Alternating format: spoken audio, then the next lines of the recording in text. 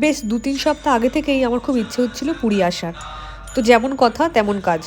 গত সপ্তাহেই ticket book করলাম, হোটেল বুক করলাম, আর আজকে সকালে পুরী এসে পৌঁছালাম। যারা আমাকে পার্সোনালি চেনে তারা জানে যে আমি একেবারেই ভিড়ভাট্টা পছন্দ করি না।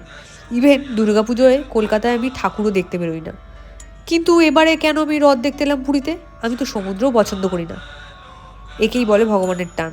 হয়তো ভগবান না টানলে কোনো কিছুই সম্ভব নয়। একটা অসাধারণ দিনের সাক্ষী হলাম আজ।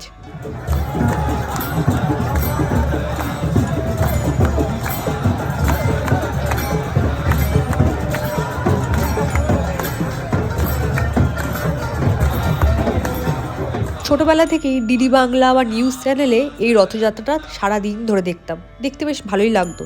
স্বচক্ষে এটার যে কোনো দিন আমি সাক্ষী হতে পারবো ভাবিইনি। ভগবানের অশেষ কৃপায় এই অসম্ভব ভিড়ের মধ্যেও আমি রথের দড়িতে স্পর্শ করতে পেরেছি, ভগবানের দর্শন পেয়েছি, অ্যান্ড এখনও বেঁচে আছি। বাই দ্য ওয়ে, এটা ছিল আমার সোলো ট্রিপ। আমি একা একা এসেছি, অ্যান্ড কীভাবে এসেছি, কী করলাম সবটাই তোমাদের সাথে শেয়ার করব। Thank you. জয় জগন্নাথ।